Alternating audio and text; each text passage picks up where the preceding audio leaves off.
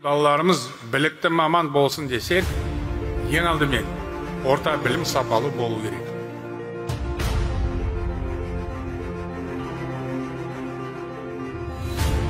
Білім беру жүйесі еліміздің ең ірі салаларының бірі. Бүгінгі таңда оқу-ағарту министрлігінің құзыретінде 22 мыңнан астам білім беру ұйымы бар. Бұл 11 мың балабақша, 8 мыңнан астам мектеп, 800-ге жуық колледж, 6 миллионнан астам бала мен 500 мыңнан астам педагог. Сондықтан жүйені үздіксіз сапалы дамыту ведомствоның маңызды міндеті. Оларды жүзеге асыру мақсатында жыл сайын қомақты жұмыс атқарылады. Биыл жүзеге асырылған істердің бір қатарына тоқтала кетсек.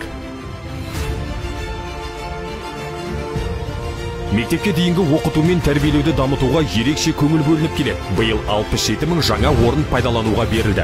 Мектепке дейінгі ұйымдардағы орындарды бөлуде ашықтық пен айқындықты қамтамасыз ету мақсатында балабақшаға кезекке қоюдың бірыңғай деректер базасы әзірленуде. Мемлекеттік органдардың ақпараттық жүйелерімен интеграция жүргізу арқылы ата-аналардың құжаттарды жинауы қажет етілмейді. Енді барлық деректер автоматты түрде расталмақ.